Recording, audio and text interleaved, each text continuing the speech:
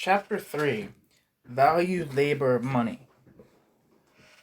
Section 1 Use Value, Exchange Value, and Value. Marx's intent in Capital is to analyze the capitalist mode of production, but his analysis does not begin immediately with capital. In the first 3 chapters, only the commodity and money are mentioned, and capital is dealt with explicitly only from the 4th chapter onward. Within the framework of the historical manner of reading Capital mentioned above, the first 3 chapters are therefore understood as an abstract description of a pre-capitalist, quote, simple or petty commodity production, end quote. But the first 2 sentences make it clear that this chapter is not about pre-capitalist conditions. The wealth of society in which the capitalist mode of production prevails appears as, quote, an immense collection of commodities. The individual commodity appears as its elementary form. Our investigation, therefore, begins with the analysis of the commodity, end quote. Here Marx points out a specific aspect of capitalist socialization. In capitalist society, and only in capitalist society, the commodity is the typical form of wealth. Commodities, which we can define provisionally as goods intended for exchange, also exist in other societies, but only in capitalist society do the overwhelming majority of goods consist of commodities. In the feudal society of the early Middle Ages, only a small amount of goods were exchanged. The commodity form was more of an exception than the rule. The overwhelming majority of goods consisted of agricultural products, and these were either produced for one's own use or turned over to landlords, nobles, or the church, not exchanged. Not until capitalism does exchange become comprehensive, and with it the commodity form of goods. Only with capitalism does wealth take the form of a collection of commodities, and only with capitalism is the commodity the elementary form of wealth. This commodity, the commodity in capitalist societies, is what Marx intends to analyze. One only describes something as a commodity if it is exchanged, something that in addition to its use value also has an exchange value. The use value of something is nothing other than the thing's usefulness. For example, the use value of a chair consists of the fact that one can sit on it. The use value is independent of whether or not the object is exchanged. Now, if I exchange the chair for 2 sheets of linen, then the exchange value of the chair is 2 sheets of linen. If I exchange the chair for 100 eggs, then 100 eggs are the exchange value of the chair. If I don't exchange the chair at all, but only use the chair, then the chair has no exchange value at all, and it also is not a commodity, but merely a use value, a chair on which one can more or less comfortably sit. To be a commodity, to therefore have an exchange value in addition to a use value, is not a natural property of things, but rather a social one. Only in societies where things are exchanged do they possess an exchange value. Only then are they commodities. As Marx notes, use values, quote, constitute the material content of wealth, whatever its social form may be, end quote. And with this we come to an extremely important distinction. The content of something, the thing's natural form, is distinguished from its social form. Sometimes Marx speaks of an economic form determination. The natural form of the chair is simply its material composition. For example, whether it is made of wood or metal. Social form, on the other hand, means that the chair is a commodity, something that is exchanged and that therefore possesses an exchange value. That the chair is a commodity is not a characteristic of the chair itself as a thing, but rather of the society in which the thing exists.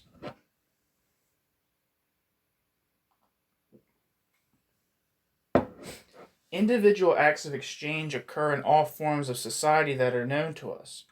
but it is a specific aspect of capitalist society that almost everything is exchange. This has consequences for quantitative relationships of exchange. In the case of exchange as an isolated phenomenon, there can be various quantitative exchange relationships. I can exchange the chair at one point for 2 sheets of linen, or at another point for 3, etc.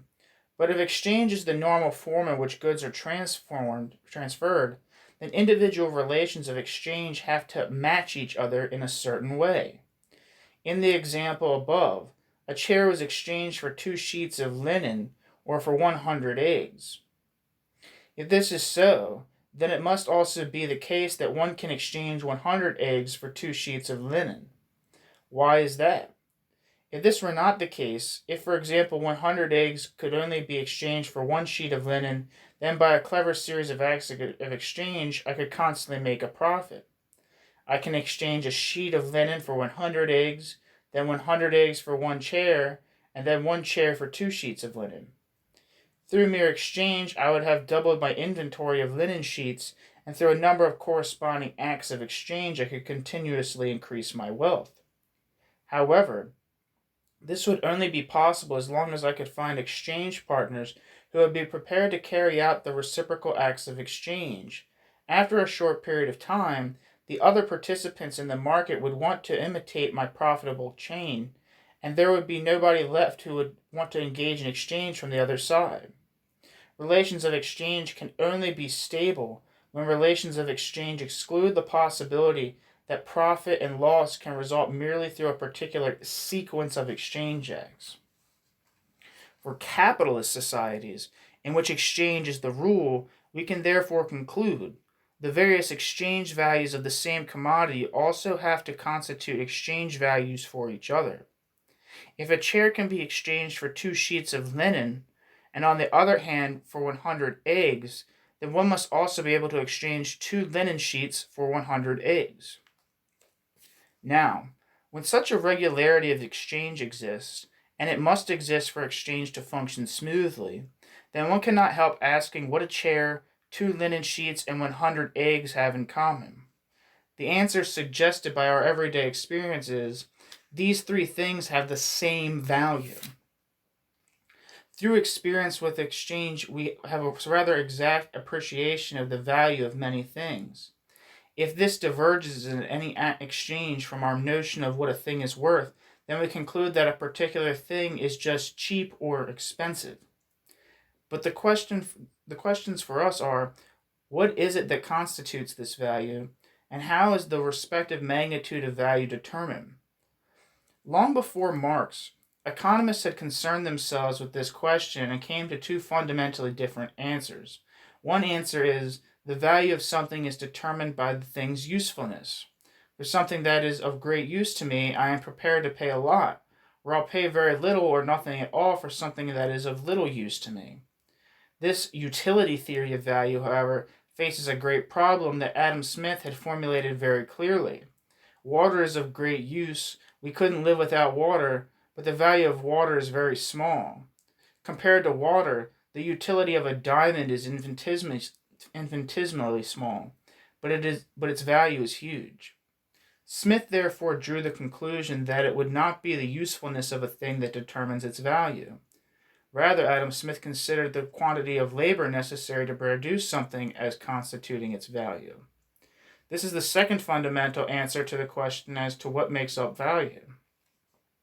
This, quote, labor theory of value was the common understanding within political economy during Marx's time.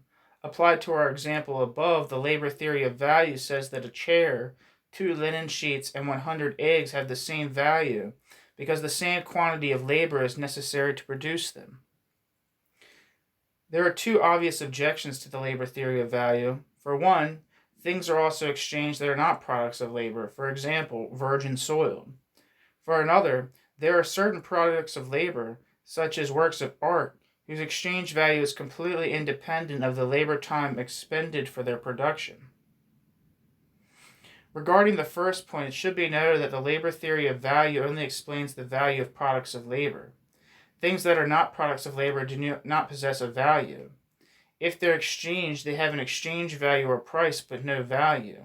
and this exchange value then has to be explained separately. Marx did this in Volume 3 of Capital.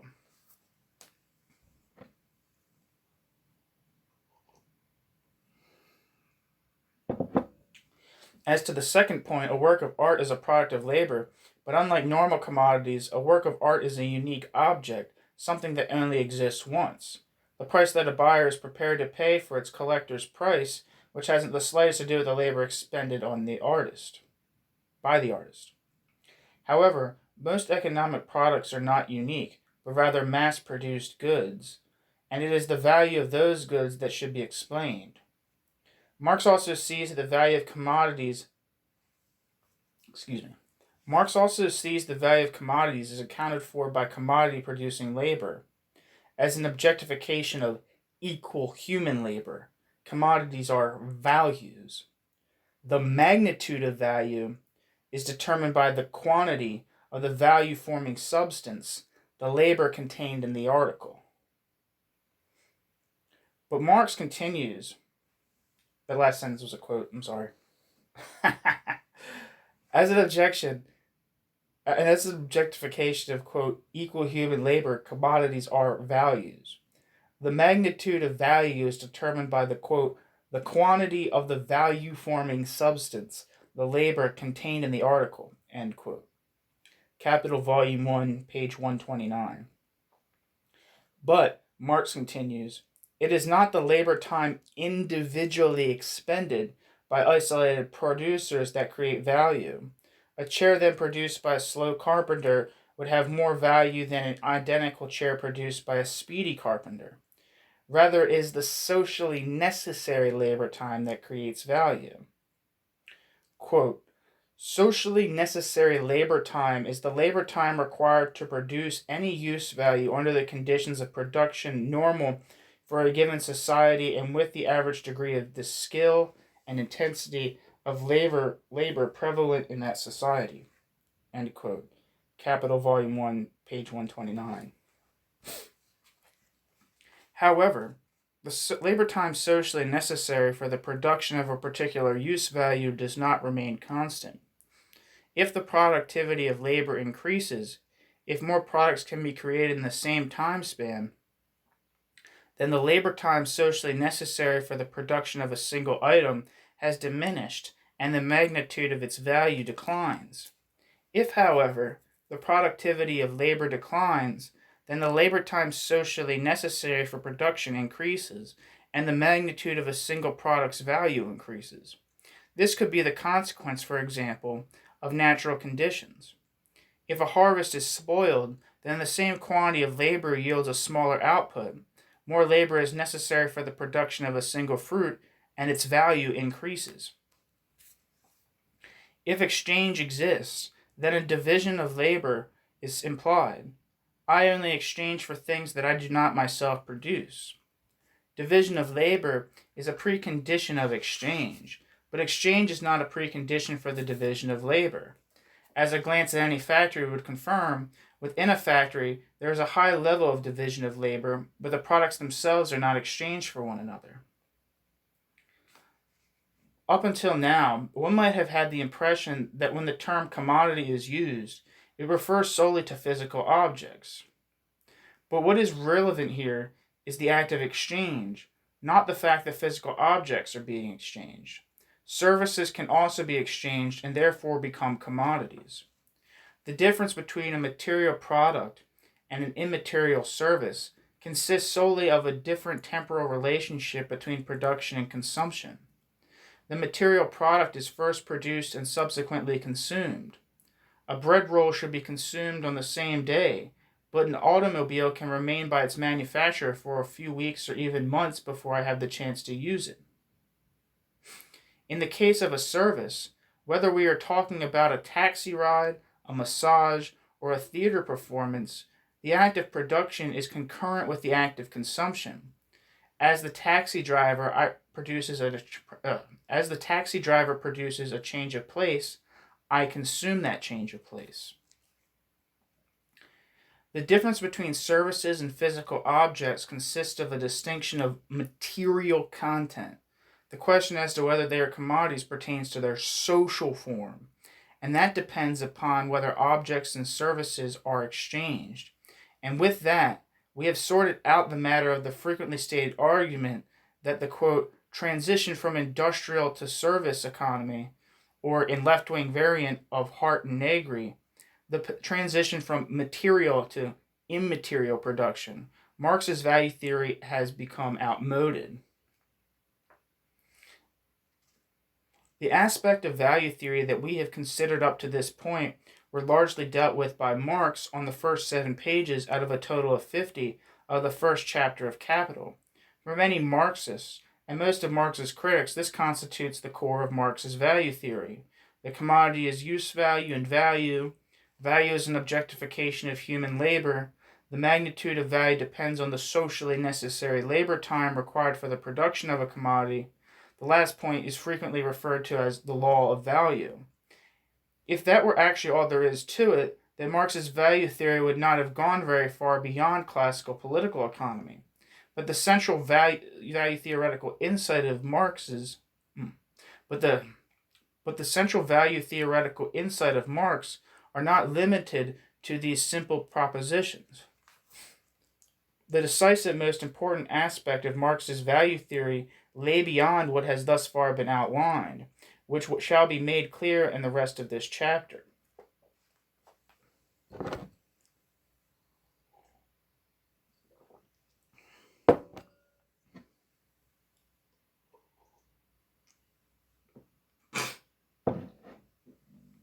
Section 2. A proof of the labor theory of value, individual agency and social structure.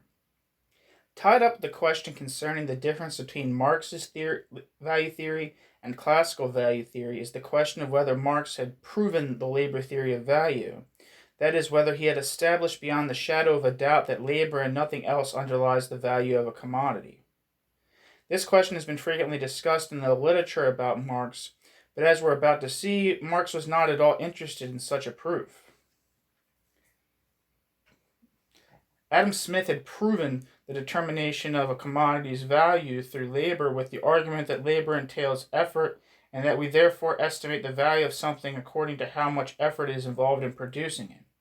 Here, value is ascribed directly to the rational considerations of isolated individuals.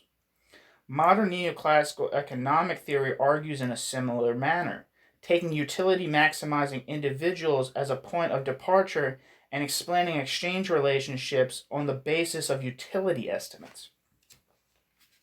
Both classical and neoclassical economic theory begins as a matter of course with isolated individuals and their allegedly universal human strategies, and attempt to explain the whole of society from this starting point. In order to do this, they have to project onto individuals some of the features of the society they purport to explain. Thus does Adam Smith define the, quote, propensity to truck, barter, and exchange, end quote, as the characteristic that distinguishes humans from animals, and from there it is of course no problem to derive the structures of an economy based upon commodity exchange from the rationality of this sort of person, the commodity owner, to declare these structures as universally human. For Marx, on the other hand, it was not the thought process of individuals that are fundamental, but rather the social relations in which the individuals are embedded at any given time, as he potentially formulated it in the Grundrisse. Society does not, quote, society does not consist of individuals, but expresses the sum of relationships and conditions in which these individuals stand to one another, end quote. These relations impose a certain form of rationality to which all individuals must adhere if they wish to maintain their existence within these conditions. If their actions correspond to this rationality, then the activity of individuals also reproduces the presupposed social relations. Let's make this connection clear using an obvious example. In a society based upon commodity exchange, everyone must follow the logic of exchange if he or she wants to survive. It is not merely the result of my utility maximizing behavior that I want to sell my own commodities dearly and buy other commodities cheaply. Rather, I have no other choice, unless I am so rich that I can choose to ignore exchange relationships. And since I am not capable of seeing an alternative, maybe I even perceive my own behavior as natural. When the majority behaves in the manner indicated, they also reproduce the social relations that commodity exchange is based on. Therefore, the compulsion for every individual to continue to behave accordingly. Marx therefore does not account for his value theory on the basis of the considerations of those engaged in exchange. Contrary to a common misunderstanding, his thesis is not that the values of commodities correspond to the labor time socially necessary for their production because those engaged in exchange want it to be so. On the contrary, Marx maintains that people engaged in exchange, in fact, do not know what they're actually doing. With value theory, Marx seeks to uncover a specific social structure that individuals must conform to, regardless of what they think. The question posed by Marx is therefore completely different than that posed by classical or neoclassical economics. In principle, Adam Smith observes a single act of exchange and asks how the terms of exchange can be determined. Marx sees the individual exchange relation as part of a particular social totality, a totality in which the reproduction of society is mediated by exchange, and asks what this means for the labor expended by the whole society. He made clear in a letter to his friend Ludwig Kugelmann, a proof of the labor theory of value is not the point. Quote, the chatter about the need to prove the concept of value arises only from complete ignorance both of the subject under discussion and of the method of science. Every child knows that any nation that stopped working, not for a year, but let us say just for a few weeks, would perish.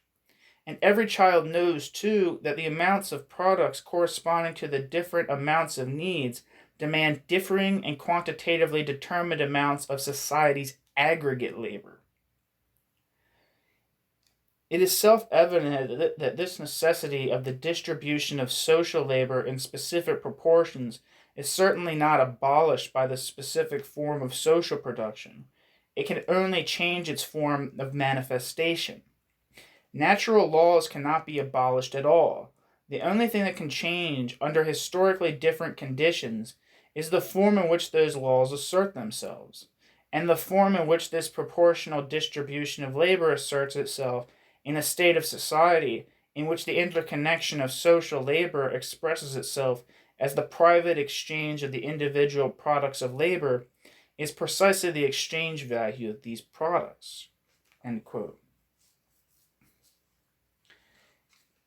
If, under the conditions of commodity production, the distribution of privately expended labor onto individual branches of production is mediated by the value of commodities, conscious regulation or distribution predetermined by tradition do not exist, then the interesting question is how this is at all possible, or stated more generally, how privately expended labor becomes a component part of the total labor of society.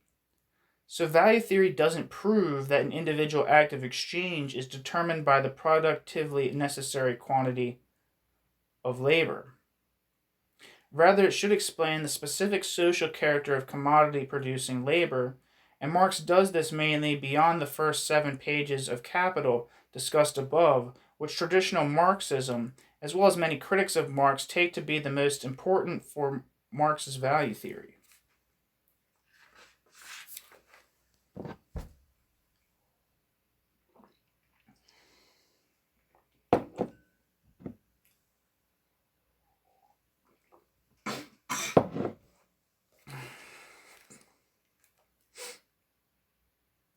Section 3, Abstract Labor. Real abstraction and the relation of social validation. To understand what's behind the specific social character of commodity-producing labor, we have to deal with the distinction between concrete and abstract labor. In most accounts of Marx's value theory, this distinction is briefly mentioned, but its importance is frequently not understood. Marx himself pointed out its fundamental significance. Quote, I was the first to point out and to examine critically this twofold nature of the labor contained in commodities. As this point is crucial to an understanding of political economy, it requires further elucidation. End quote. Capital Volume 1, page 132. What does this mean?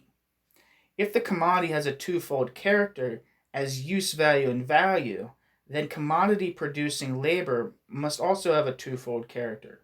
It is labor that not only produces a use value, but also value. Here it is important to note that all labor has a twofold character, but rather only commodity producing labor. That not all labor has a twofold character, but only commodity producing labor. Qualitatively different concrete labors produce qualitatively different use values. Carpentry produces a chair, linen weaving produces a linen sheet. When we learn a trade, we study the particularities of a concrete activity. When we observe a person working, then we observe him or her executing a concrete act of labor. Value, however, is not constituted by a particular concrete labor or through a particular aspect of concrete labor. Every act of labor whose product, which can also be a service, is exchanged produces value. As values, the commodities are qualitatively equal. Therefore, the various acts of labor that produce values must have the status of qualitatively equal human labor. Carpentry does not produce value as carpentry it produces a chair. Rather, carpentry produces value as human labor, whose product is exchanged with other products of human labor. So carpentry produces values precisely as labor abstracted from its concrete manifestation as carpentry. Marx therefore speaks of value-producing labor as abstract labor. Abstract labor is thus not a special type of labor expenditure such as monotonous assembly line labor as opposed to artisanal, content-rich carpentry. As labor constituting use value, monotonous assembly line labor is just as much concrete labor as carpentry. Assembly line labor, just like carpentry, only constitutes value as equal human labor, abstracted from its concrete character, or in short, assembly line labor and carpentry only constitute value as abstract labor. As crystals of abstract labor, commodities are values. Marx therefore describes abstract labor as the value-forming substance, or as the substance of value. The substance of value, as a figure of speech, has been frequently understood in a quasi-physical substantialist manner. The worker has expended a specific quantity of abstract labor, and this quantity exists within the individual commodity and turns the isolated article into an object of value. That things are not so simple should already be apparent by the fact that Marx describes the value objectivity as a spectral objectivity. In the manuscript in which Marx noted revision, the first edition of Capital, preparing the second edition, he speaks of a purely, quote, fantastic objectivity, end quote. If the, quote, substantialist understanding of Marx's value theory were accurate, then it would be difficult to understand what is supposed to be spectral or fantastic about the objectivity of value. Let us deal with abstract labor in more detail. Abstract labor is not visible. Only a particular concrete labor is visible, just as the concept of tree isn't visible. I'm only capable of perceiving a concrete botanical plant. As with the term tree, abstract labor is an abstraction, but a completely different kind of abstraction. Normally, abstractions are constituted in human thought. We refer to the commonalities among individual examples and then establish an abstract category such as tree. But in the case of abstract labor, we are not dealing with such a mental abstraction, but with a real abstraction, by which we mean an abstraction that is carried out in the actual behavior of humans, regardless of whether they are aware of it. During the act of exchange, an abstraction is made from the use values of commodities, and the commodities are equated as values. Of course, the individual buyer only purchases a commodity because he is interested in its use value, and as the case may be, refrains from exchange if he does not desire this use value. However, if exchange occurs, then the commodities are equated as values. Only with the equation of commodities as values does an abstraction from the particularity of the labor that produces them actually occur. It only counts as value-forming abstract labor. So the abstraction really occurs, independent of what the participating commodity owners think.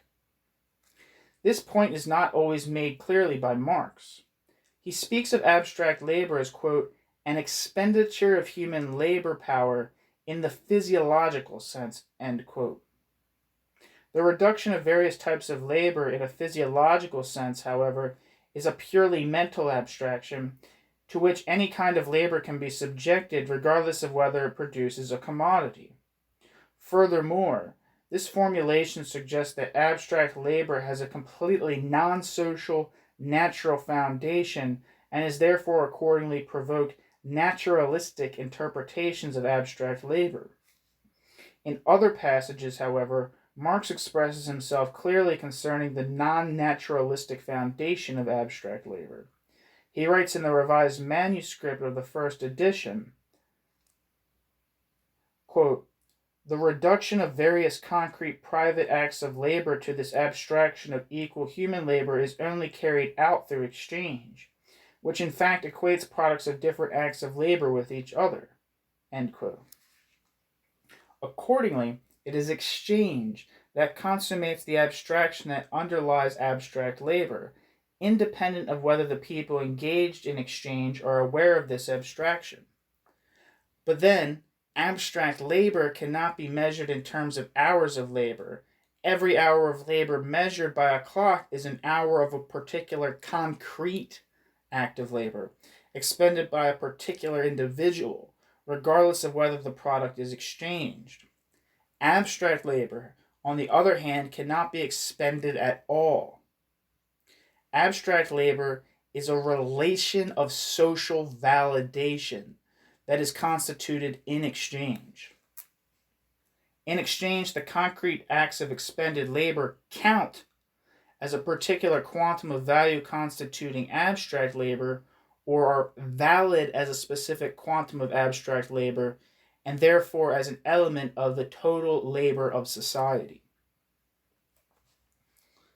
This validation of privately expended concrete labor as a particular quantum of value-producing labor implies three different acts of reduction.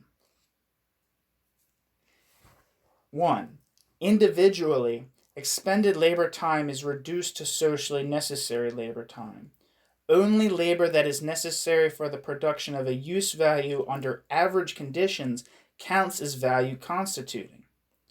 The level of average productivity, however, is not determined by an individual producer, but rather upon the entirety of producers of a use value. The average changes constantly, and only becomes apparent in the act of exchange. The average changes constantly, and only becomes apparent in the act of exchange. Only then does the individual producer find out to what extent his individually expended labor time corresponds to the socially necessary labor time.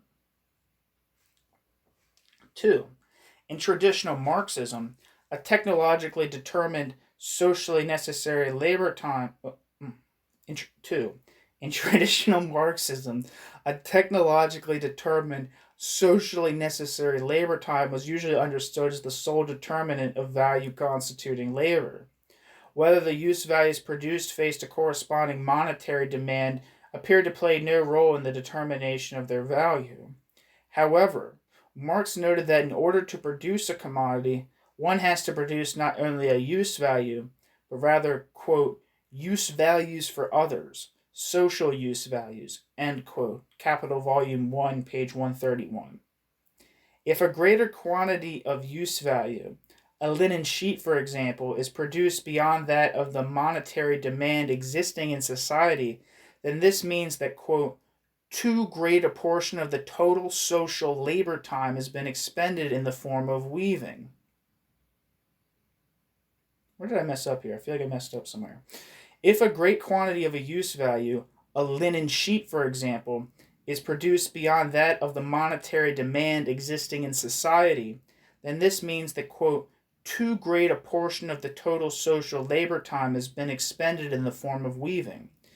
The effect is the same as if each individual weaver had expended more labor time on his particular products than was socially necessary. End quote.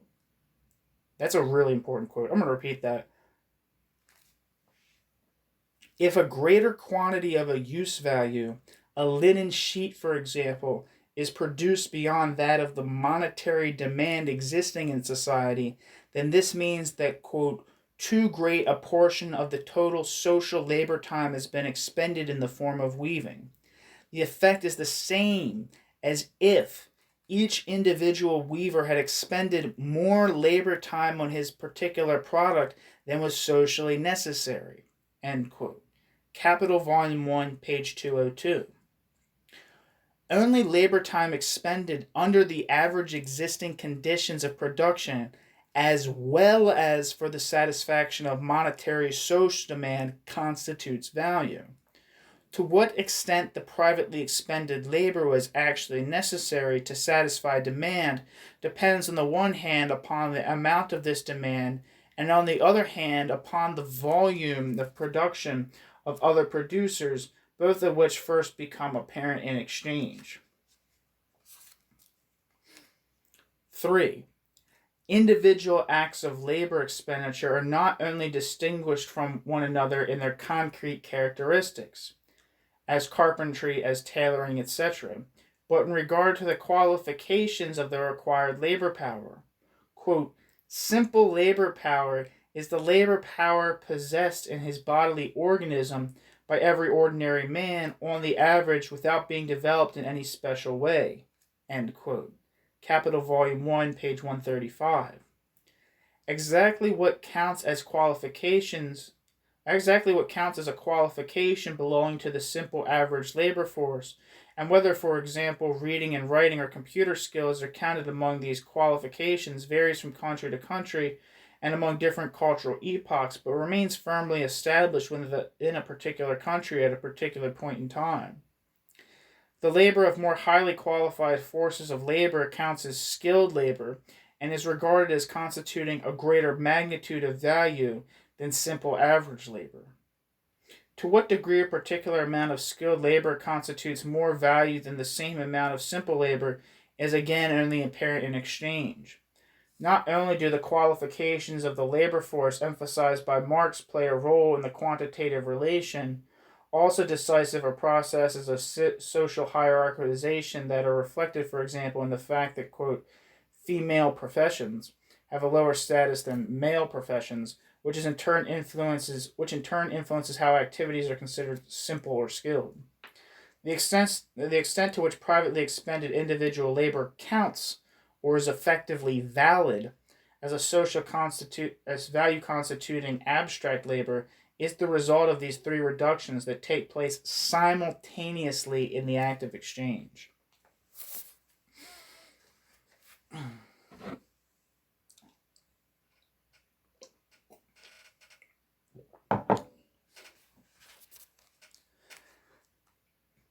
Section 4.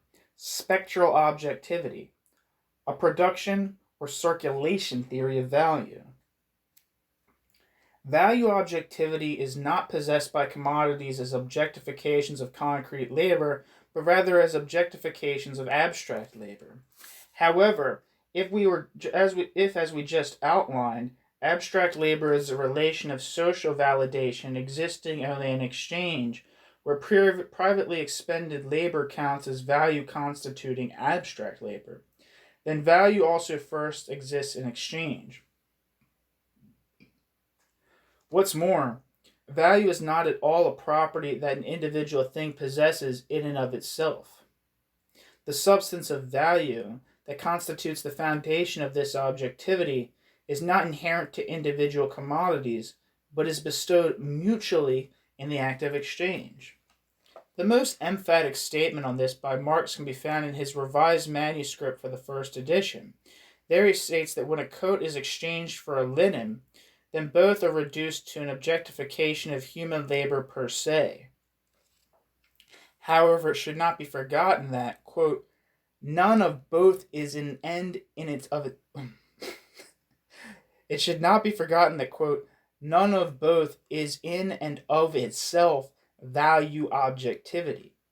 They are value objectivity only insofar as that this objectivity is commonly held by them.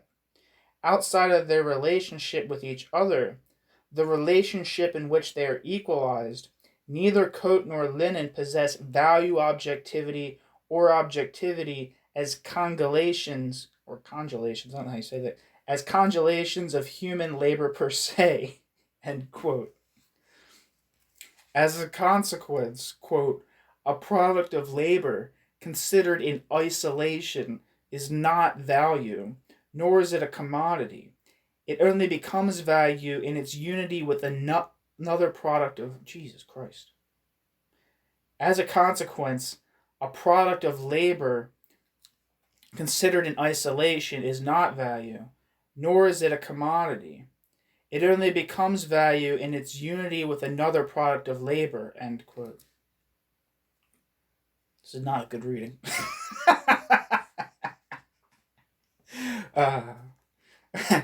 With this, we also come closer to the phantom-like, better translated spectral character of value objectivity that Marx spoke of at the beginning of Capital. The substance of value is not something that two commodities have in common in the way, for example, that both a fire truck and an apple have the color red in common. Both are red even in isolation from each other, and when the fire truck and the apple are placed alongside each other, we detect that they have something in common. The substance of value, and thus the value objectivity, is something only attained by things when they are set into relation with one another in exchange. This is a big good sentence right here. It's as if the fire truck and apple were only red when they're actually standing alongside one another, and had no color when separated. The fire truck in the fire station, the apple hanging from the apple tree. Normally, objective properties of things are inherent, regardless of their relationship to other things. We do not regard properties of things that only exist in a specific connection to other things as objective inherent properties of those things, but rather as relations. If soldier A is commanded by Staff Sergeant B, then A is a subordinate and B is a superior. The property of being a subordinate or a superior arises from the specific relationship between A and B within a military hierarchy, but are not inherent to them as people outside of this hierarchy. In the case of value, a property that only exists within a relationship appears to be an objective property that is also inherent outside of this relationship. If we attempt to locate this objectivity outside of the exchange relationship, it eludes our grasp. The objectivity of value is quite literally a, quote, spectral objectivity, end quote. Traditional Marxism was also taken in by the illusion that value was a property of an individual commodity. The substance of value is understood in a substantialist way, as a property of an individual commodity. The magnitude of value was also understood as a property of an individual commodity, and it was believed to be determined, independent of the exchange process, by the quantity of socially necessary labor time expended in the production of the commodity.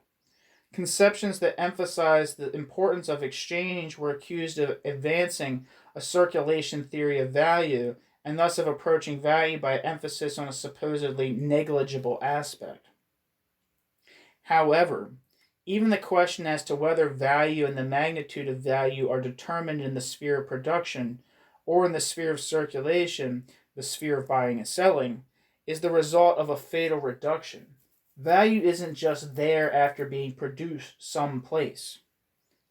In the case of a bread roll, one can at least pose the question, even if the answer is somewhat obvious, as to where it comes into existence, in the bakery or in the act of purchase over the sales counter. But value isn't a thing like the bread roll, but rather a social relationship that appears as a tangible characteristic of a thing. The social relationship that is expressed in value and the magnitude of value is constituted in production and circulation, so that the either or question is senseless. The magnitude of value is not yet determined before exchange, but also does not emerge coincidentally during the exchange act. It is the result of the threefold reduction outlined in the previous section of privately expended individual labor to abstract labor. The magnitude of value of a commodity is not simply a relationship between the individual labor of the producer and the product, which is what the substantialist conception of value amounts to, but rather a relationship between the individual labor of products and the total labor of society. Exchange does not produce value, but rather mediates this relation to the total labor of society. However, in a society based on private production, this act of mediation can only occur in the act of exchange and nowhere else. Prior to being exchanged, the magnitude of value can only be more or less estimated. This estimation is also responsible for whether a commodity producer takes up production. But this estimation of value is in no way the same thing as the existence of this value, a painful fact that some producers experience firsthand. These considerations should make it clear that Marx's use of the term substance of value should not be understood in a substantialist way, in the sense that a substance is present within individual things. Objectivity as value is not a tangible aspect of an individual commodity. Only with the act of exchange does value obtain an objective value form, thus the importance of the value form analysis for Marx's theory of value.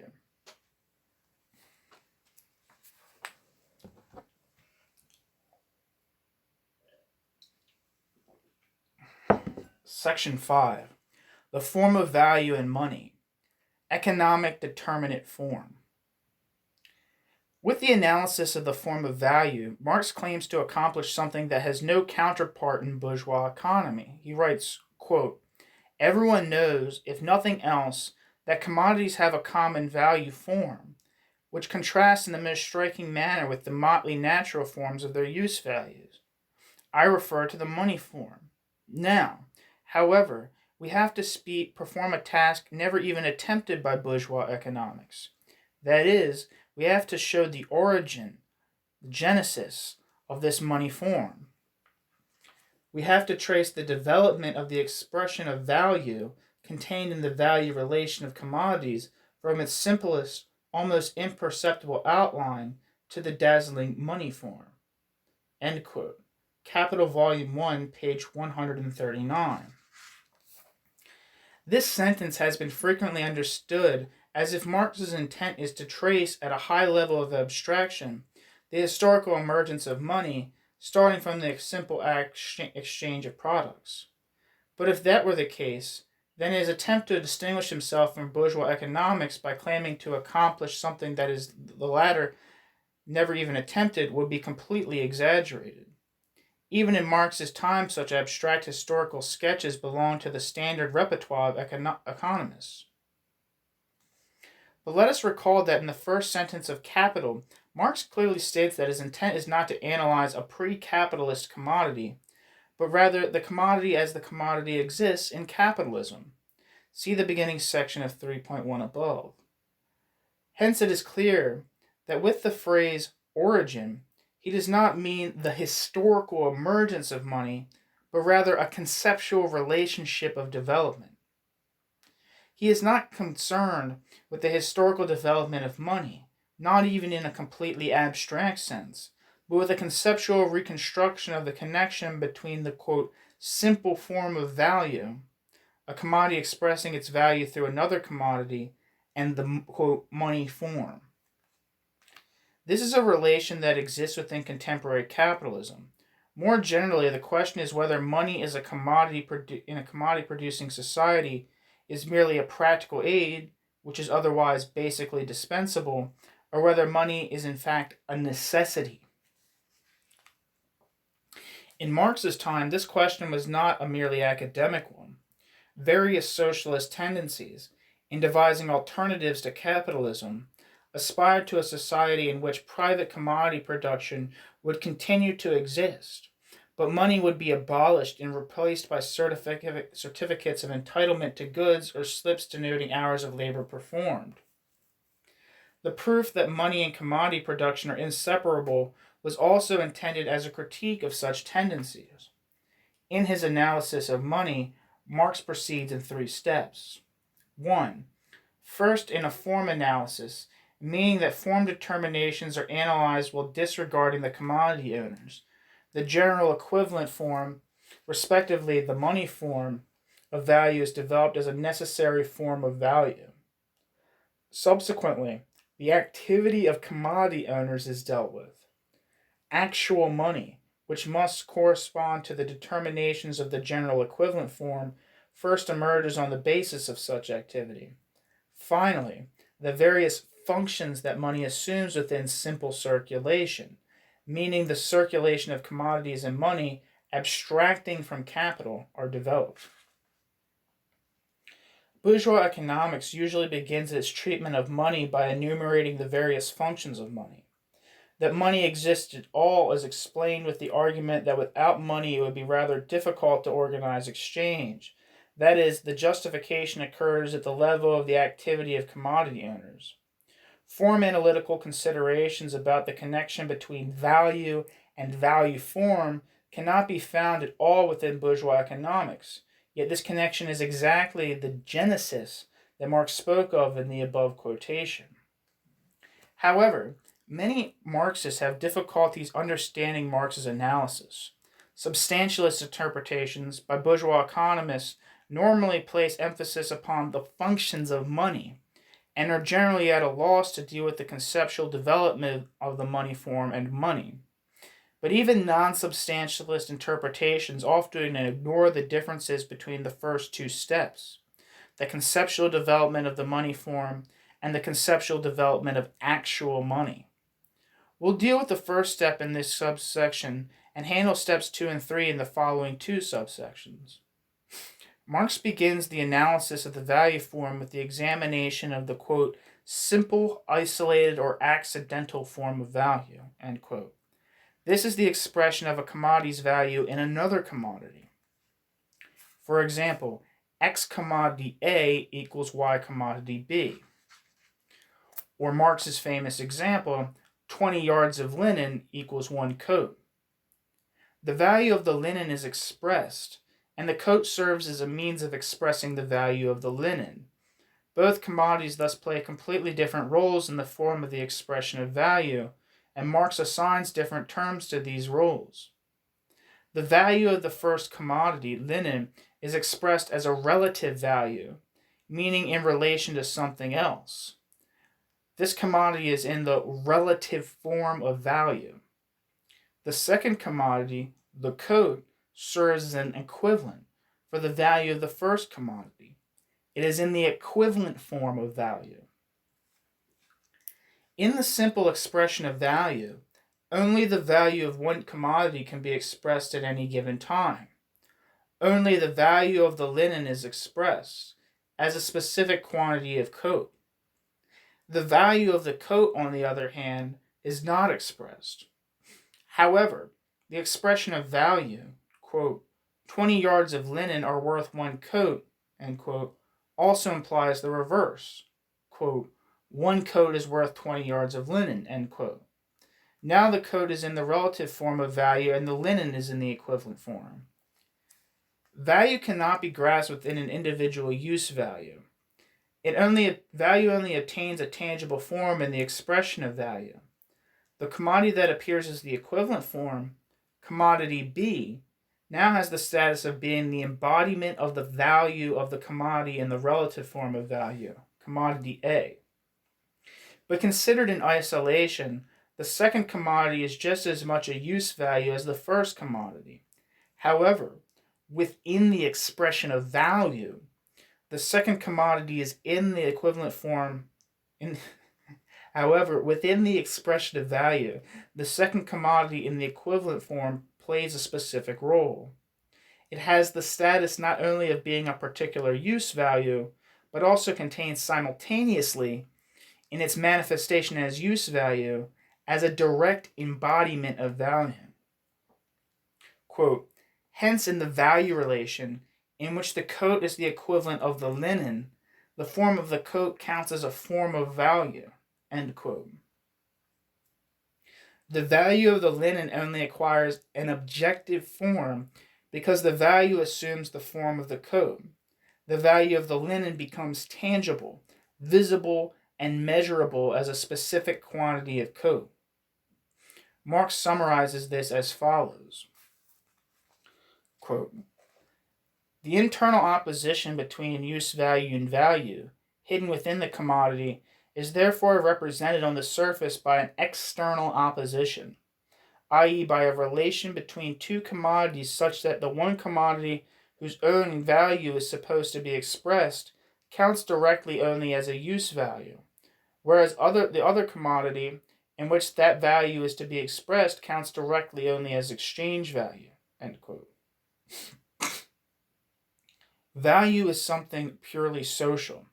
Value expresses the equal social validity of two completely different concrete acts of labor, and it is therefore a specific social relationship. This social relationship acquires in the equivalent form the shape of a thing. In our example, value appears to be directly identical with a coat. The coat counts as an embodiment of value, but only within the form of expression of value. That the coat has different properties within the form of expression of value than it does outside of it is still clear in the case of the coat. With regard to money, however, this is no longer obviously visible. The simple form of value expresses the value of commodity A in an object, makes the value of commodity A tangible and measurable, but is nonetheless insufficient since it only relates commodity A to a single commodity, commodity B, and does not yet relate commodity A to all other commodities. If we now consider the value relationship of commodity A, in this case the linen, to all other commodities, then we obtain the total, quote, total or expanded form of value, end quote. And this looks like 20 yards of linen are worth one coat. 20 yards of linen are also worth 10 pounds of tea. 20 yards of linen are also worth 40 pounds of coffee, etc. The value of the linen now stands in relation to the entire world of commodities, not just to a single commodity, and at the same time it becomes clear that the value of the commodity is indifferent towards the particular form of use value in which it is expressed. A coat, but also tea and coffee and so forth, can serve as the embodiment of the value of the linen. The value of the linen remains the same, whether it is manifested in a coat or in coffee. Thus, it also becomes clear that the quantitative exchange relationship is in no way coincidental, a fact that was not yet visible in the case of the simple form of value. However, the expanded form of value is also inadequate. The expression of the value of a commodity egg is incomplete and without closure. Furthermore, the expression of value are heterogeneous. We have multiple specific equivalent forms that mutually exclude each other. The total form of value is nothing other than a series of simple forms of value. But every single one of these simple forms of value contains within itself its own inversion. If we reverse the series of simple forms of value, we acquire the general form of value.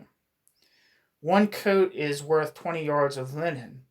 10 pounds of tea are worth 20 yards of linen. 40 pounds of coffee are worth 20 yards of linen. The value of commodities is now expressed in a simple and unified form because a single commodity, the quote, general equivalent, serves as an expression of value for all other commodities. So this form performs a decisive function. Quote, through its equation with linen, the value of every commodity is now not only differentiated from its own use value, but from all use values generally, and is by that very fact expressed as that which is common to all commodities. By this form, commodities are, for the first time, really brought into relation with each other as values. End quote. Capital Volume 1, page 158, emphasis added.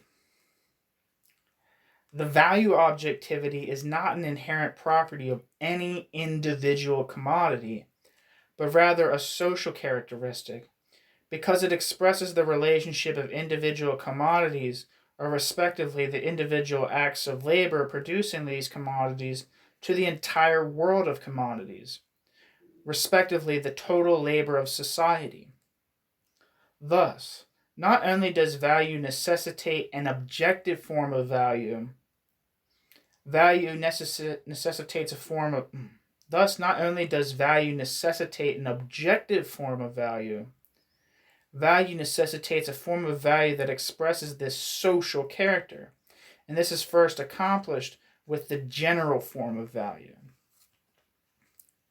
The specific social character of the general form of value is shown in a further quality that distinguishes the general form of value from both the elementary and the expanded form of value. Quote, in both cases, it is the private task, so to speak, of the individual commodity to give itself a form of value. End quote. But now, quote, the general form of value, on the other hand, can only arise as the joint contribution of the whole world of commodities.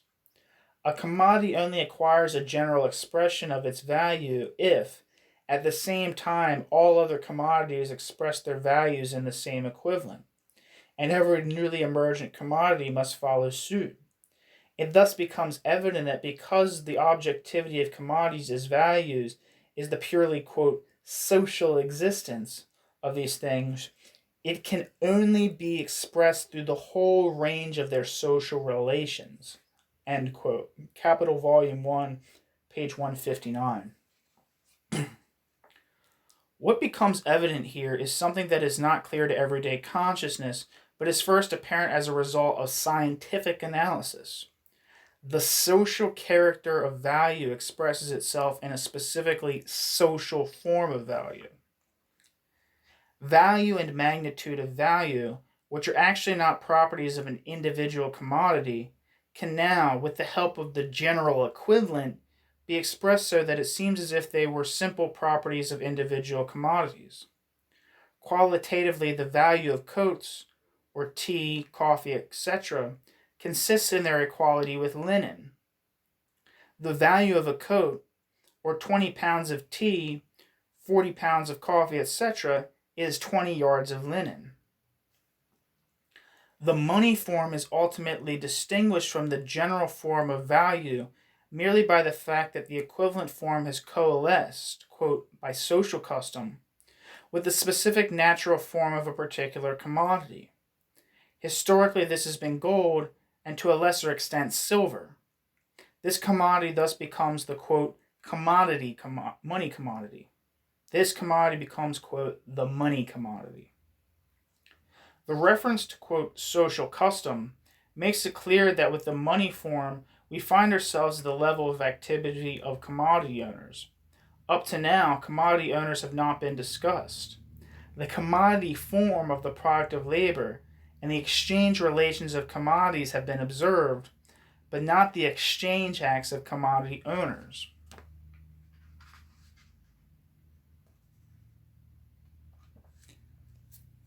Section 6. money in exchange, activity of commodity owners. With the second chapter of Capital, only with the second of Section 6, money in exchange, activity of commodity owners. Only with the second chapter of Capital does Marx deal explicitly with commodity owners and their activity as commodity owners, people as merely representatives of commodities. For that reason, the commodity had to be examined first. If one considers only the exchange relation of commodities, then every commodity effectively serves as a manifestation of the value of every other commodity for which it can be exchanged. The commodity owner, however, does not wish to exchange his commodity for any arbitrary commodity, but rather for a definite particular commodity. For him, the commodity he owns is not a use value, and its exchange should provide him with the use value he requires. The commodity owner therefore would like to treat his own commodity like a commodity equivalent that can be directly exchanged for all other commodities. But since every commodity owner wants this from his commodity, no commodity is a general equivalent. For this reason, the commodity owner in the process of exchange, the commodity owners, plural, in the process of exchange are apparently faced with an irresolvable problem. Marx summarizes the actual solution rather incisively.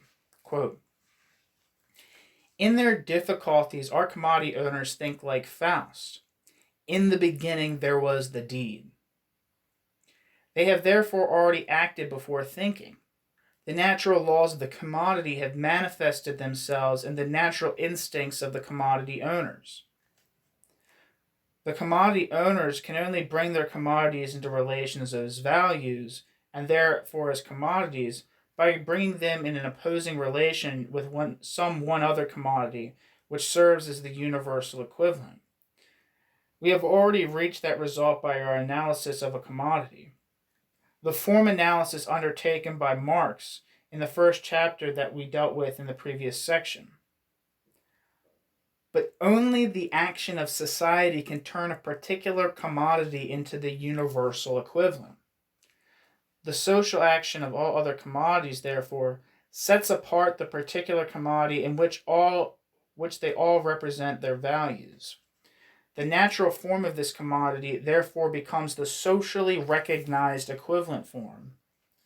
Through the agency of this social process, it becomes the specific social function of the commodity which has been set apart to be the universal equivalent.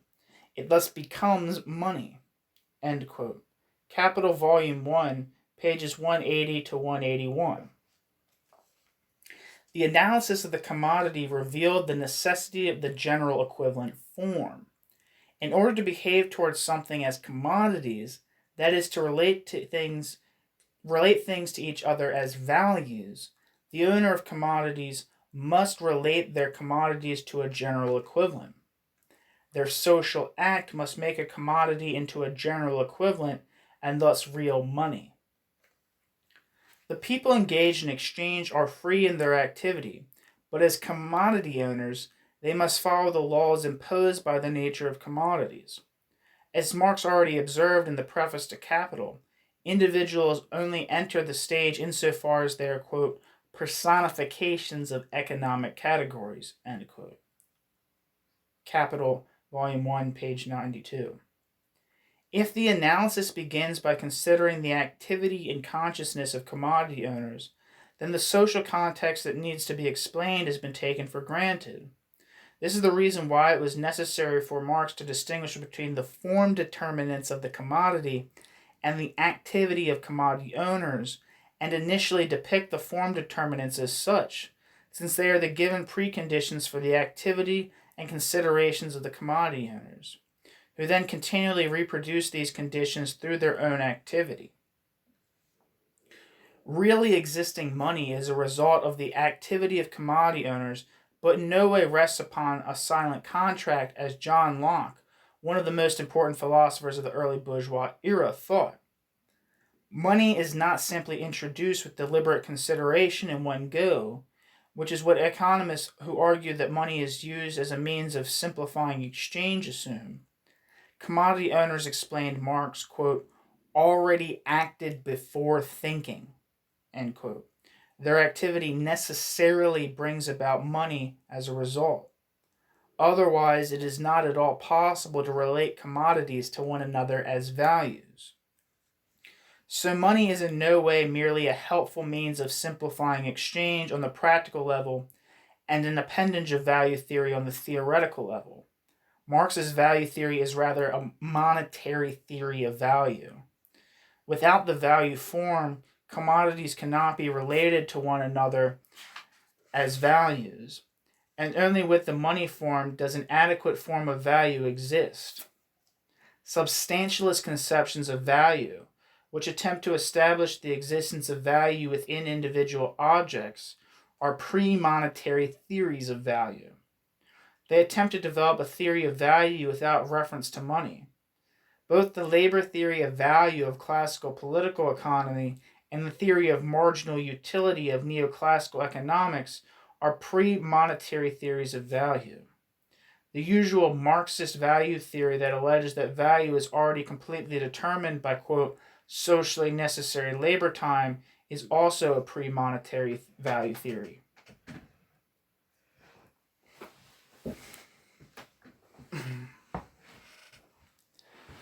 Section 7. The functions of money, the money commodity, and the contemporary monetary system. Marx distinguishes between three fundamental functions of money that arise with the, quote, simple circulation of commodities and money. If one considers the total process of capitalist production and reproduction, there are additional functions of money. The first function of money consists of serving as the general measure of value. The value of every commodity is expressed as a specific quantity of money. Commodities are valued as, quote, crystals of their common substance, abstract labor. So it is not money that makes commodities commensurable, but the common reference to abstract labor. Marx therefore notes, quote, money as a measure of value is the necessary form of appearance of the measure of value which is intrinsic to commodities, namely labor time, end quote. Capital Volume 1, page 188. But with this, the question is also posed as to why value cannot be immediately expressed in labor time, or why money does not directly represent labor time.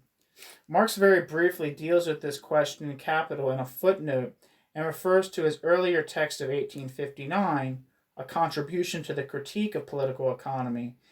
In this text he wrote, quote, commodities are the direct products of isolated, independent, individual kinds of labor.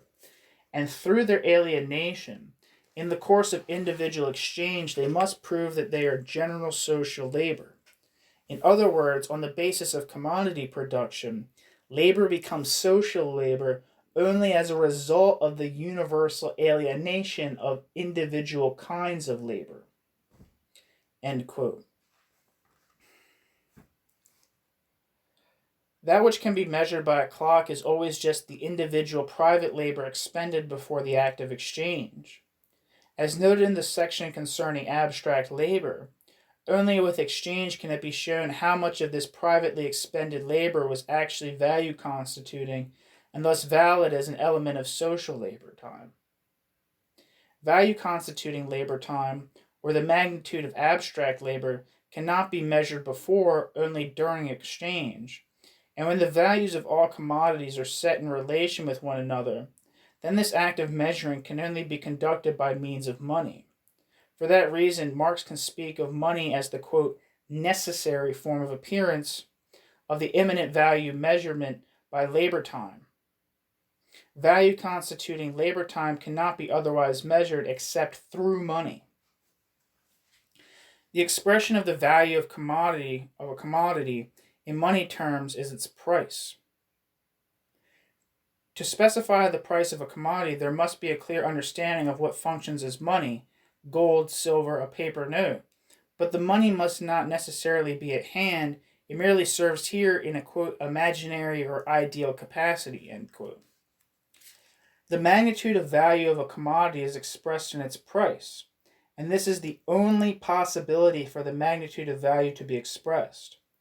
If the magnitude of commodity's value changes, If there is a new relationship of the individually expended labor to the total labor of society, then the price of the commodity also changes. However, the reverse is not the case. Not every price is the expression of a specific magnitude of value, nor does every change in price indicate a change in the magnitude of value. Things without value, meaning those things that are not products of abstract labor, can also have a price. That can be the case for both economically irrelevant issues, for example, the price of a noble title, and for quite important ones, for example, the price of a stock option, that is, the price of a right to buy a stock under guaranteed conditions. The change in price of a single commodity can also indicate a change in its magnitude of value, but it can also be a sign of especially fortunate or unfortunate circumstances, momentary shifts in supply and demand under which the commodity is sold.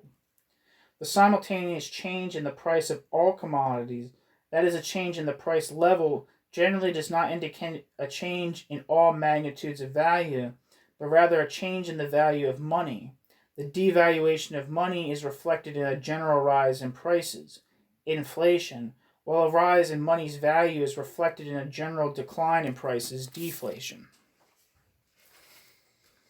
In what follows, it is mostly assumed that commodities are exchanged at their true values. This means that we disregard momentary fluctuations in prices of commodities are assumed to be adequate expressions of their value. However, in section 7.2, we will see that under normal capitalist conditions, commodities are not exchanged at their values, meaning the normal prices are not solely the expressions of the magnitude of value of commodities. The second function of money is a means of circulation which mediates the actual exchange of commodities. In exchange, the owner of commodity A, for example, a weaver who produces linen, whose commodity does not represent a use value to him, wants to transform it into commodity B, for example, a chair whose use value is of interest to him. He sells the linen for 20 euros and subsequently purchases a chair with these 20 euros. Marx describes this process as the, quote, metamorphosis of the commodity, end quote. For the weaver, the linen has been transformed into a chair. The material substance of this metamorphosis is the substitution of one use value by another. Marx also speaks of the, quote, social metabolism. The result is the same as that of a simple act of swapping linen for a chair. However, the form of this process is completely different, and this difference of form is precisely the point here. As distinct from a simple swap,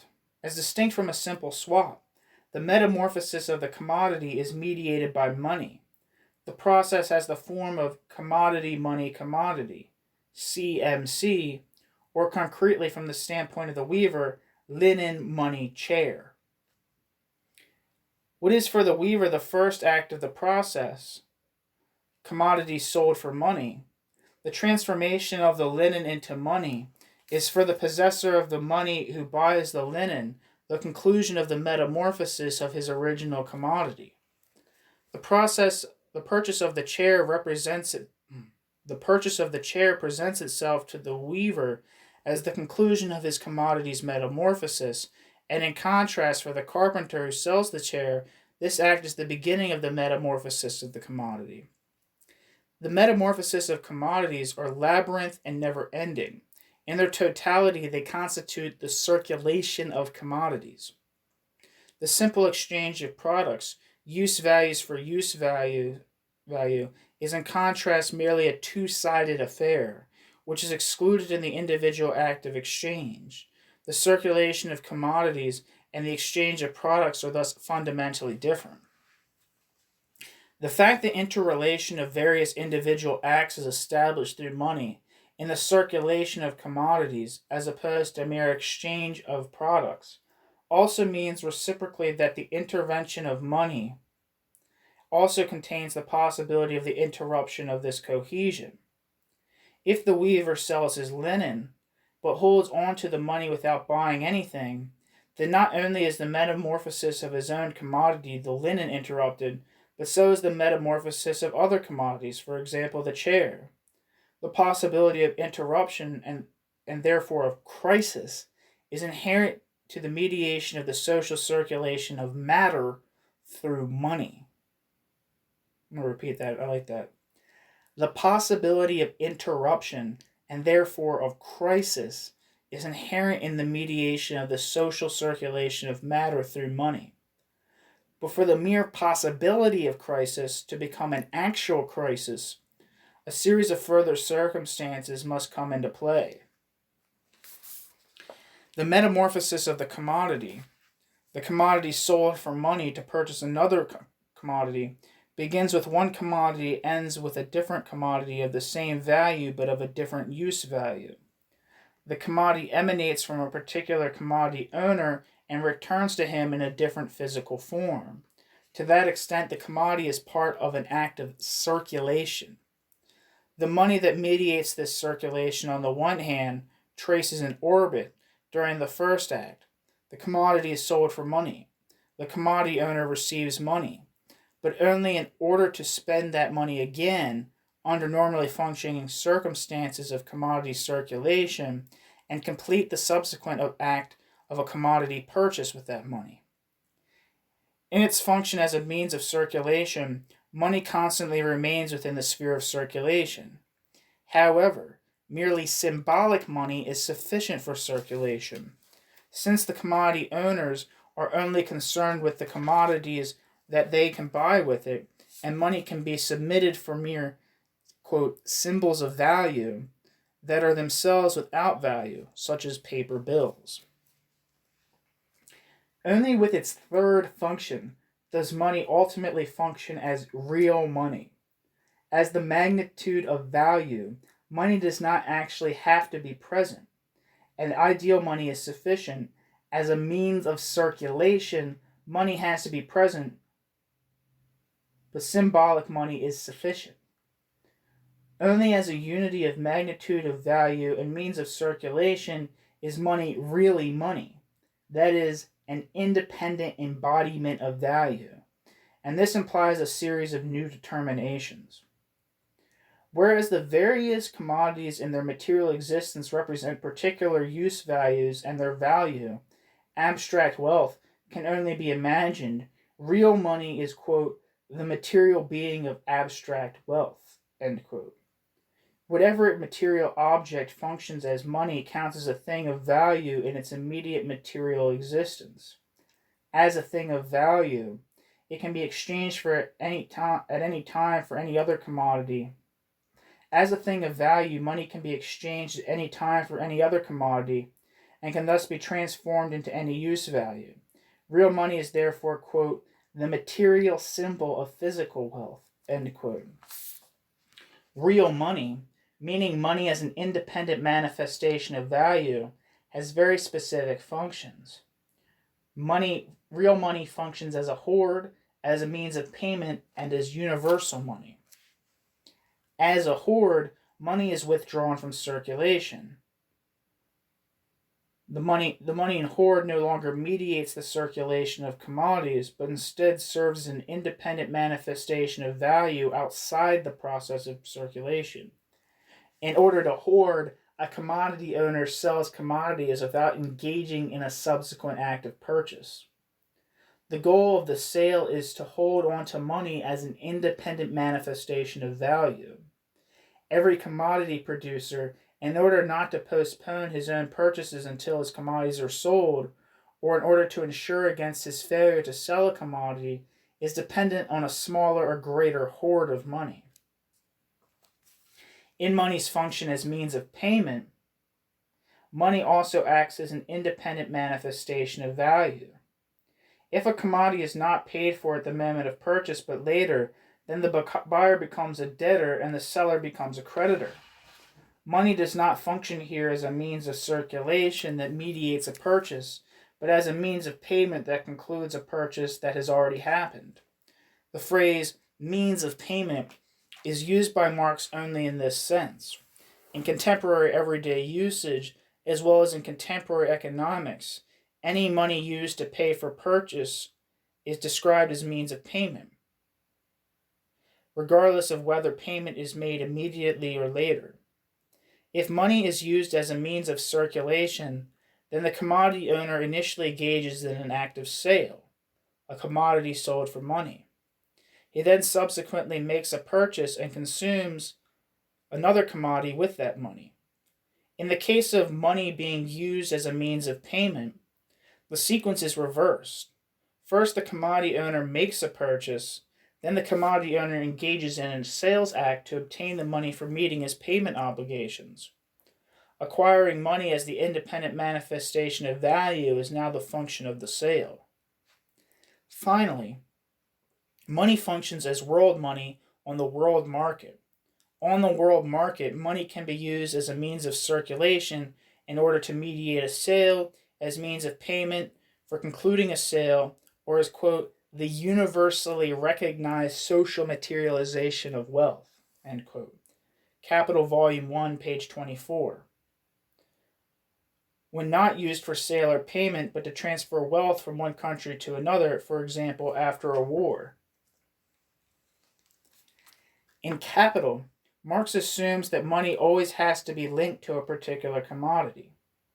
During Marx's time, gold played the role of this money commodity, but even back then it was hardly the case that pieces of gold were widely used in everyday commerce. Small sums were paid with silver or copper coins, larger sums with banknotes. Banknotes were originally issued by individual banks, which promised to honor the notes in gold. Ultimately, banknotes were only issued by state central banks, which also promised to honor the notes in gold. As a rule, the central banks of individual countries were not allowed to print an arbitrary amount of banknotes, but rather had to ensure that the banknotes were covered by a proportionate amount of gold reserves. Gold was hardly circulated, but the paper money in circulation acted as a representation of gold.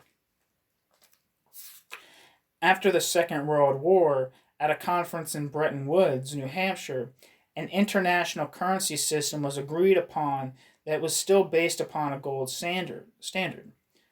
But only the US dollar was covered by gold, $35 corresponding to an ounce of gold.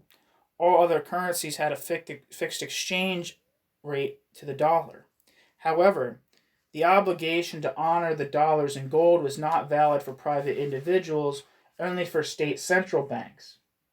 At the end of the 1960s, it had become clear that the massive amount of dollars in circulations had rendered the coupling of the dollar to gold a fiction.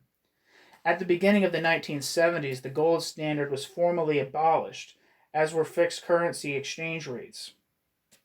Since then, there is no longer any commodity that functions as a national or international level as money commodity. Now, money is essentially the paper money issued by state central banks, and there is nothing for which this paper money can be redeemed. Of course, one can still buy gold with this paper money, but now gold is just another commodity like silver or iron and no longer plays the special role of a money commodity, neither legally nor by default. Marx could not imagine a capitalist money system existing without a money commodity, but the existence of such a commodity is in no way a necessary consequence of the analysis of the commodity and money. Within the framework of the analysis of the commodity form, Marx develops the form determinations of the general equivalent, and the analysis of the exchange process yields the result that commodity owners do in fact have to relate their commodities to a general equivalent. But the general equivalent must be a specific commodity was not proven by Marx, merely assumed. That which serves as a general equivalent, whether an actual physical commodity or merely paper money, cannot be determined at the level of simple commodity circulation. For a more extensive analysis, see Heinrich 1999. I'm assuming that's his Science of Value book. Only when the capitalist credit system is taken into consideration, see section 8.2 below, does it become clear that the existence of a money commodity is merely a historical transitional state of affairs, but does not correspond to the, quote, capitalist mode of production and its ideal average, end quote, that Marx sought to analyze.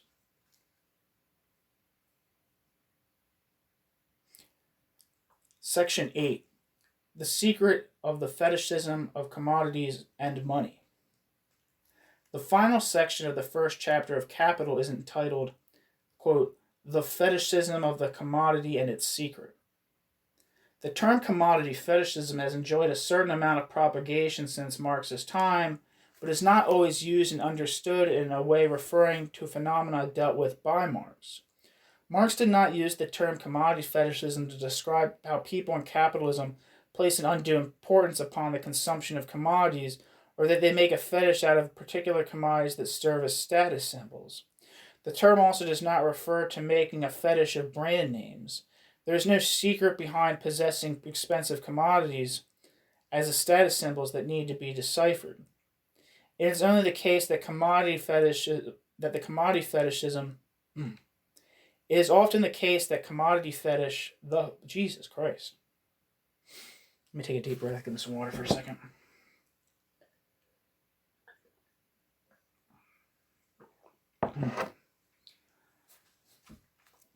It is often the case that the commodity fetish is characterized solely as a state of affairs in which the social relationships between people appear as social relationships between things.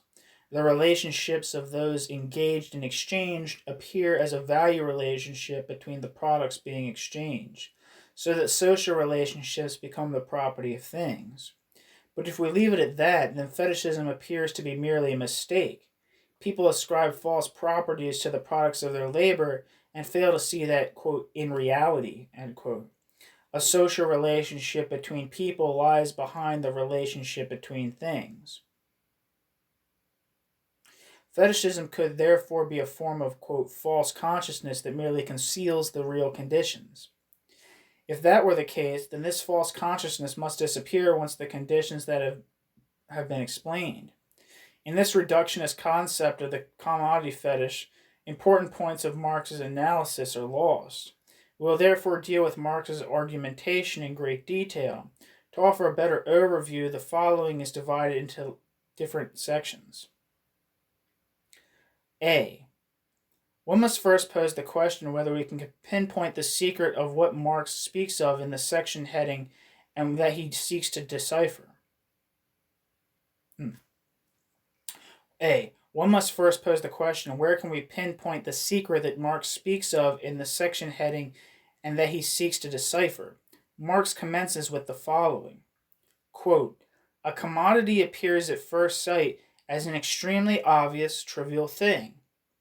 But the commodity's analysis brings out that it is a very strange thing, abounding in metaphysical subtleties and theological niceties.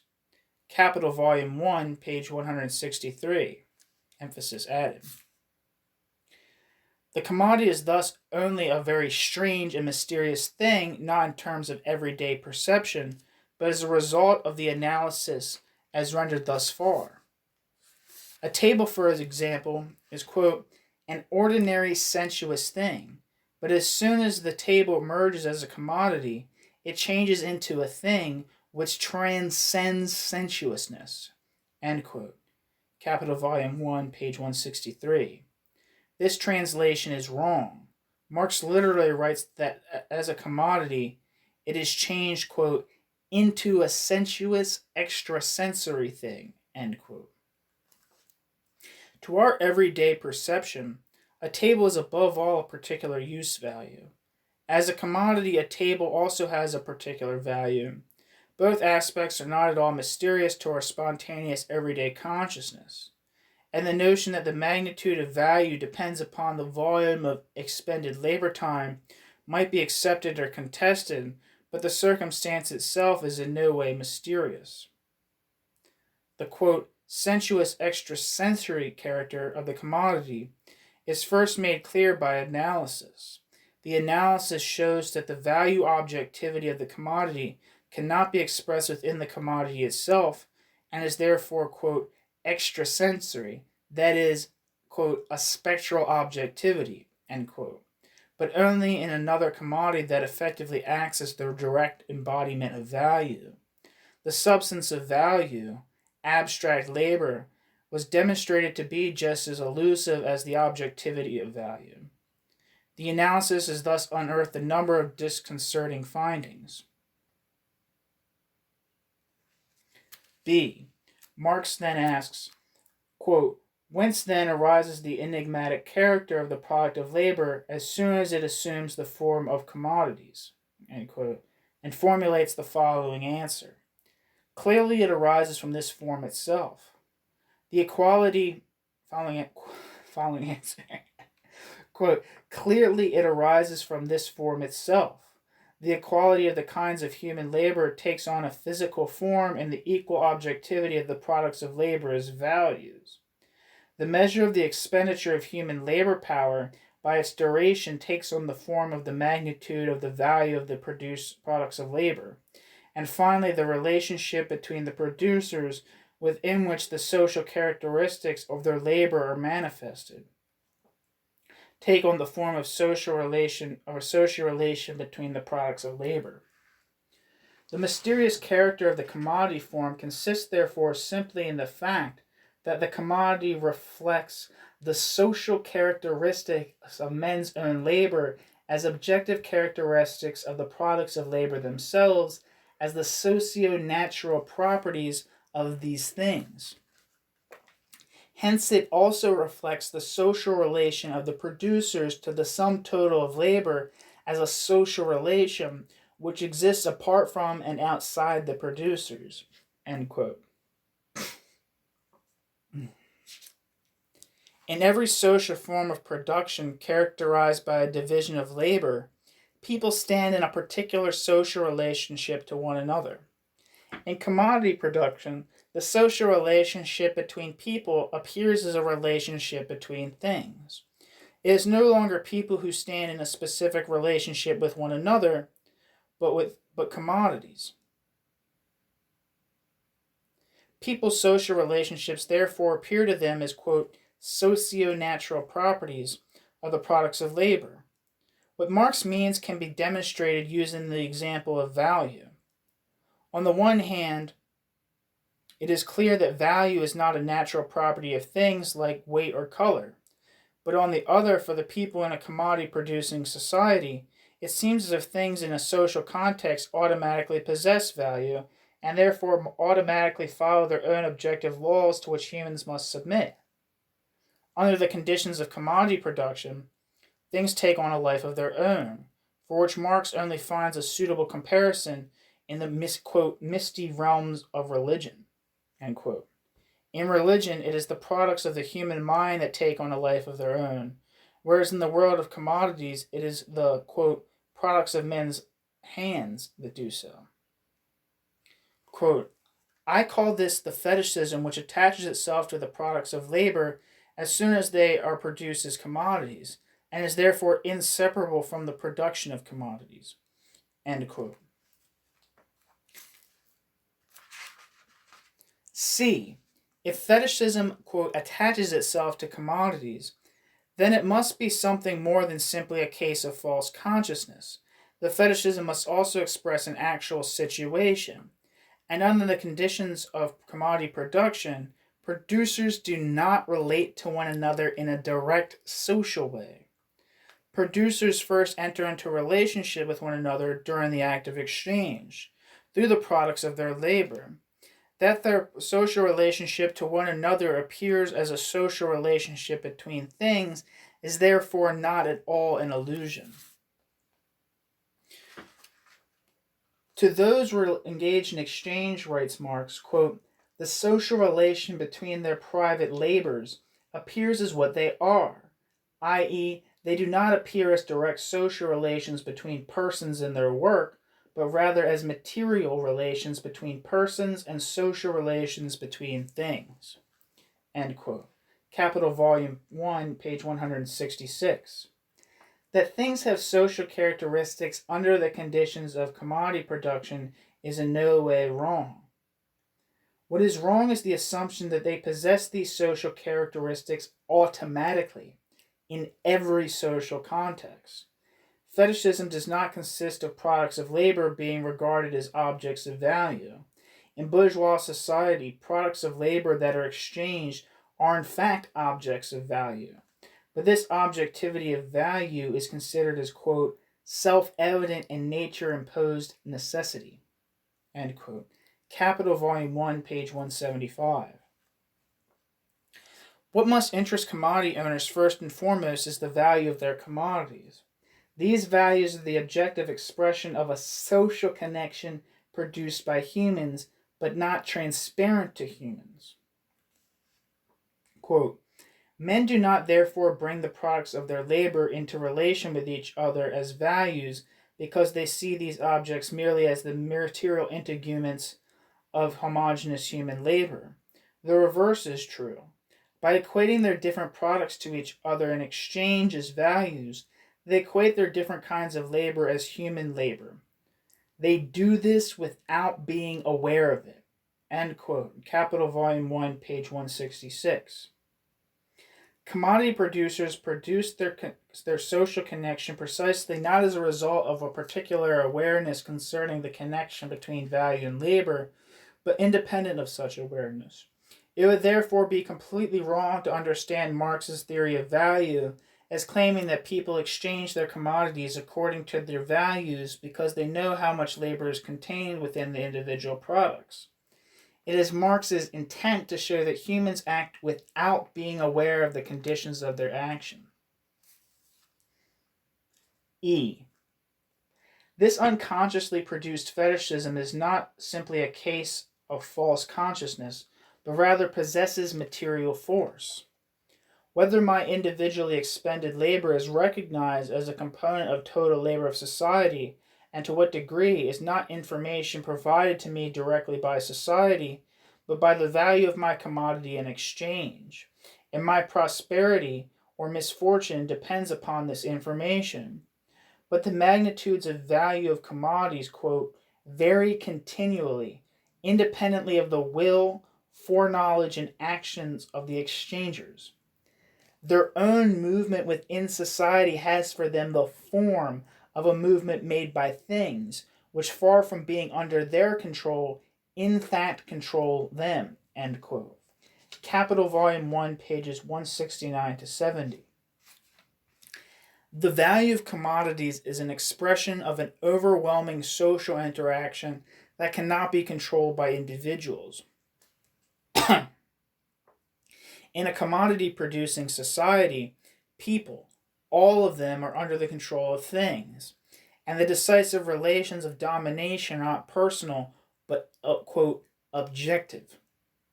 This impersonal, objective domination, submission to, quote, inherent necessities, does not exist because things themselves possess characteristics that generate such domination, or because social activity necessitates this mediation through things, but only because people relate to things in a particular way, as commodities. F. That this objective domination and the objectification of social relationships to properties of things is a result of specific behavior of humans is not transparent to everyday consciousness. For this spontaneous consciousness, forms which stamp products as commodities possess the fixed quality of natural forms of social life. Excuse me, that was a quote. I forgot to state it. Forgot to say so. For this spontaneous consciousness, quote, forms which stamp products as commodities possess the fixed quality of natural forms of social life, end quote. Capital Volume 1, page 168.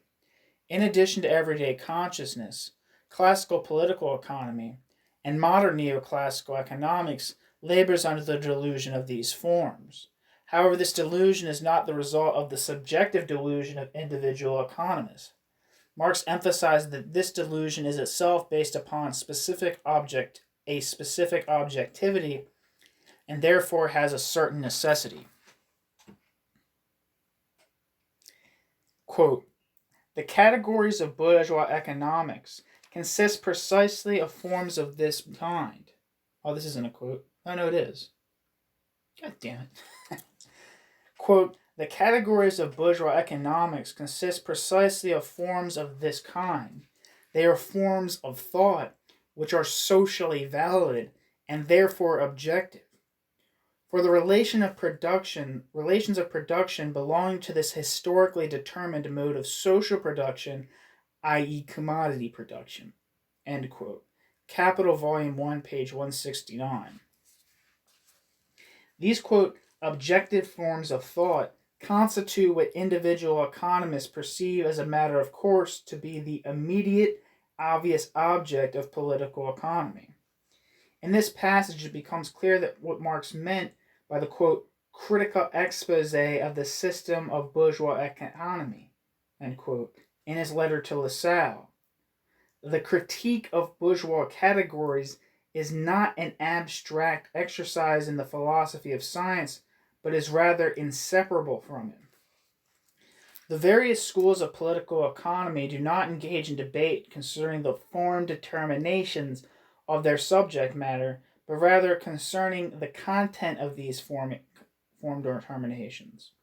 In contrast, Marx renders a fundamental critique, a critique applied to the foundations of bourgeois economics. Marx criticizes forms that are always presupposed by bourgeois economics. Quote, political economy has indeed analyzed value and value's magnitude, however incompletely, and has uncovered the content concealed within these forms. But it has never once asked the question why this content has assumed that particular form, that is to say, why labor is expressed in value, and why the measurement of labor by its duration is expressed in the magnitude of the value of the product. End quote. Capital Volume 1, page 73 to 74. Because value objectivity is a result of very specific behavior by human beings, namely producing things privately and exchanging them, this correlation is not apparent to either spontaneous everyday consciousness or to political economists.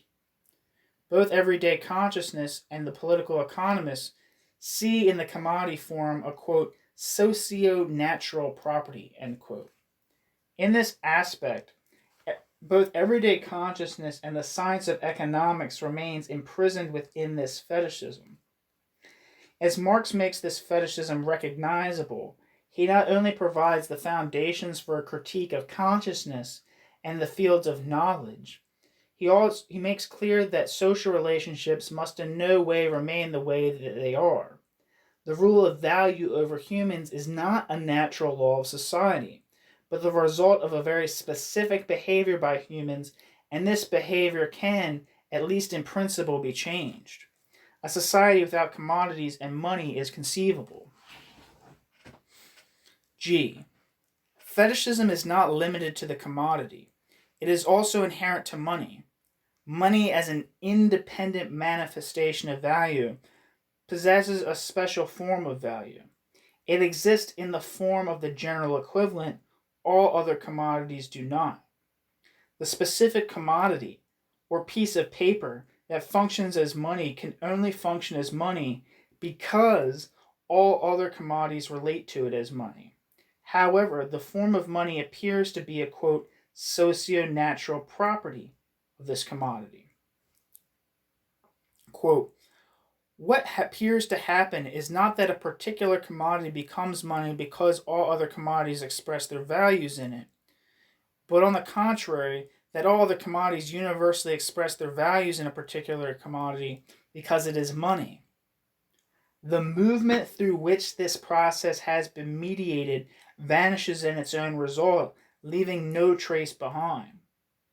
Without any initiative on their part, the commodities find their own value configuration ready to hand in the form of a physical commodity existing outside but also alongside them. Capital Volume 1, page 187, end quote. What applies to the commodity also applies to money. Only as a result of the specific behavior of commodity owners does money possess its specific properties. But this mediation is no longer visible. It, quote, vanishes. For that reason, it seems as if money possesses these properties in and of itself. In the case of money, whether it is a money commodity or a piece of paper, a social relationship appears as an objective property of a thing. And just as with the commodity, social actors do not have to be aware of the mediating relation in order to act. Quote, anyone can use money as money without necessarily understanding what money is, end quote. Theories of surplus value. H. The quote absurdity of this reification of social relationships is increased in the case of money. If products of labor are turned into commodities, they acquire a value objectivity in addition to their physical objectivity as use values. This value objectivity, as illustrated above, is a spectral objectivity, apparently just as objective as use value, but nonetheless not tangible or visible within the individual object. But money now counts as an independent manifestation of value. Whereas commodities are useful objects that additionally have the objective status of being values, money is directly a value thing. In the first edition of Volume 1 of Capital, Marx makes this point clear using a nice example. It is as if, quote, it is as if, in addition to lions, tigers, hares, and all other really existing animals which together constitute the various families, species, subspecies, etc. of the animal kingdom, the animal would also exist, the individual incarnation of the entire animal kingdom, end quote. That, quote, the animal walks about with the various concrete animals is not only factually impossible, it is also logical nonsense. The abstract category is placed at the same level as the individuals from which the abstract category is derived, but money is the real existence of this absurdity. I. In bourgeois society, people's spontaneous consciousness succumbs to the fetishism of the commodity in money.